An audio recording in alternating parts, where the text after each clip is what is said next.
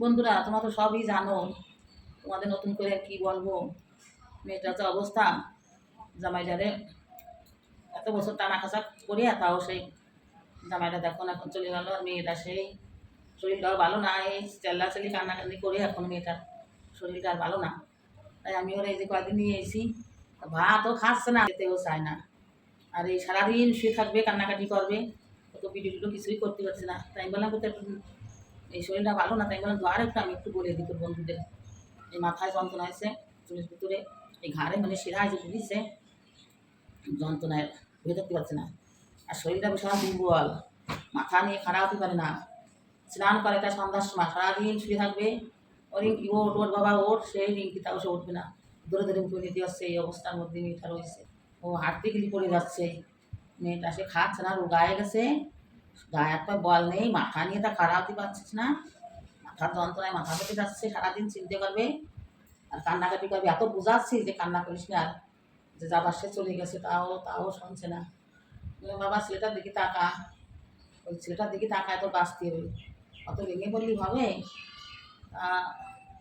সে শুনবেই না, ওই লোকের মধ্যে থাকে, একটু সময় চুপ করে থাকে, যে একা একা থাকবে তখন আবার শুরু করবে। ওই বুঝালেও সে বুঝে যাচ্ছে না, এত বুঝাচ্ছি তাও সে শুনছেই না। তুই কী করবো চিন্তা করে করে এও অসুস্থ হয়ে যাচ্ছে। দেখতে পাচ্ছি মেয়েটা কি গায়ে গেছে, ওর শরীর আর্ধেক হয়ে গেছে, দেখো ওর দিকে টাকা নিয়ে যাচ্ছে না।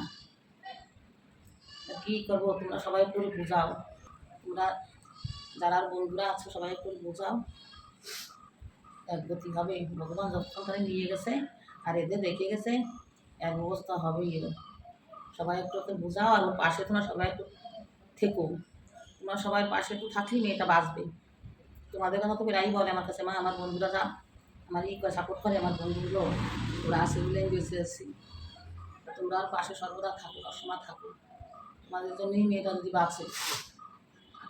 বলবো, ওর বাবা তোর সঙ্গে কথাই বলে না ফোনে। ওর বাবা কালকে ফোন করেছে, বলছে আমি ওর সাথে কথাই বলতে পারছি, আমি কী করে কথা বলবো? ওর দিকে টাকা নিয়ে বাবা শুধু কাঁদছে। বলে আমি কী করে আমার মেয়ের সঙ্গে কথা বলবো? আমার মেয়ের দিকে আমি তাকাতে পারছি না। ছেলেটার দিকে তো টাকাতে হবে, ছেলেটা যে রাখি গেছে, তার পড়াশোনার খরচ, তাদের মানুষ করা, তোর তো এই দায়িত্বগুলো পালন করতে হবে। হ্যাঁ, বাম একটু এই জায়গাতে দাও, তোমাকে দেবো চলে যাবে না কিন্তু। মাথা ফেটে যাচ্ছে।